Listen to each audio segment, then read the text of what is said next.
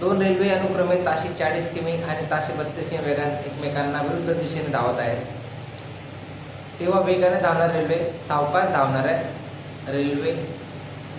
रेल्वेत बसलेल्या व्यक्तीला 15 सेकंदात पार करते, तर वेगाने धावणाऱ्या रेल्वेची लांबी. ठीक आहे, बघा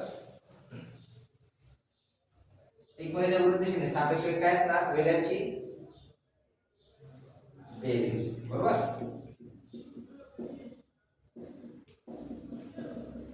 एकाचा वेग 40, एकाचा 32, किती झाला? 72. तो कसा असेल? Kilometre per hour. ठीक. आता आपल्याला अंतर काढायचं म्हणजे आपण काय 5 आठवण गुणावं लागेल.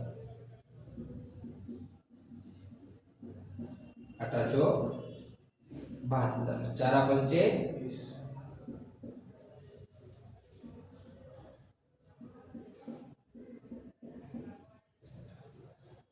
आता अंतर सूत्र काय आहे? वेग गुणिला वेग.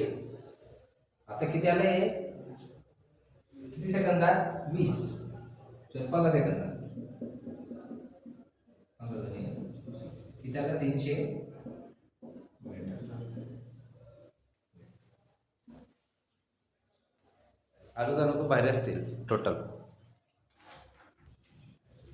दोन रेल्वे एक 153 मीटर आणि दुसरी 127 मीटर लांबीची आहे. त्या एकमेकांच्या विरुद्ध दिशेत धावत 7.2 सेकंदात एकमेकांना ओलांडतात, तर त्यांचा संयुक्त वेग किती असेल?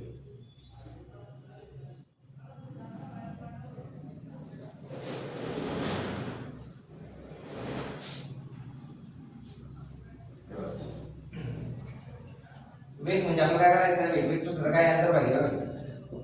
जे काढायचं सूत्र लिहून घ्यायचं.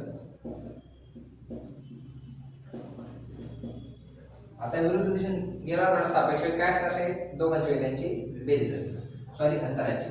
153 किती? 7 आणि 3 10, 5 आहे, 5 आणि 2 7 ने 8, 1 ने 280.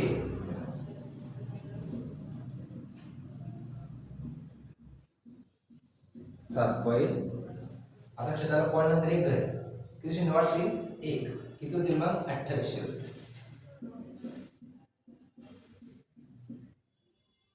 समजते? पॉईंट 1 होता म्हणून 1 शून्य वाढ 2800 झाले. यात 72. आता पुढील गोष्ट अशी आहे की जो वेग असतो तो असतो ताशी, किलोमीटर पर आवर. ज्यावेळेला मीटर पर सेकंदाचं रूपांतर किलोमीटर पर आवर करतो, त्यावेळेस मीटर पर सेकंदाला 805 ने बनतो. 2800 मीटर अंतर, 72 काय सेकंद. मग मीटर पर सेकंदाला आपण रूपांतर करतोय किलोमीटर पर आवर मध्ये. अशा वेळेस मीटर पर सेकंदाला 18/5. बरोबर. 18 का 18 चोक 4 बघायचं ना जाईल. 4 7 2 शून्य. इथे शून्य तर 5 100% भागणार. 14 पंचे 70 शून्य. इथं आहे 140 किलोमीटर पर. सोपे 7 क्वेश्चन. आजचे क्वेश्चन खूप भारी आहेत.